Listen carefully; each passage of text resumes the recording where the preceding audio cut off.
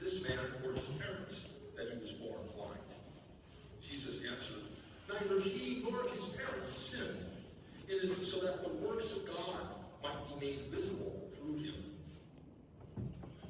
We have to do the works of the one who sent me while it is day. Night is coming when no one can work.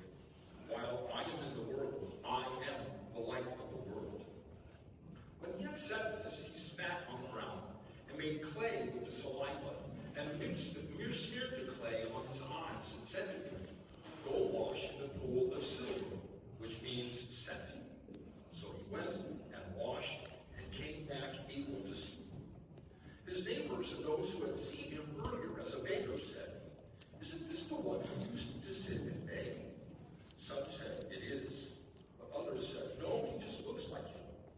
He said, I am. So they said to him, how were your eyes opened? He replied, the man called Jesus made clay and anointed my eyes and told me, go to Siloam and wash. So I went there and washed and was able to see.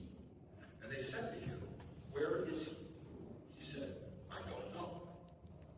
They brought the one who was once blind to the Pharisees. Now Jesus had made clay and opened his eyes on a Sabbath. So then the Pharisees also asked him how he was able to see. He said to them, he put clay on my eyes, and I washed, and now I can see.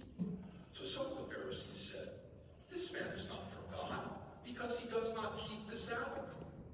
But others said, how can a sinful man do such signs? And there was division among them. So they said to the blind man again, what did you have to say about him? What do you have to say about him, since he opened your eyes? He said, he is a prophet. Now the Jews did not believe that he had been blind and regained his sight until they summoned the parents of the one who had gained his sight.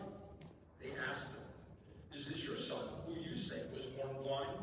How does he now see?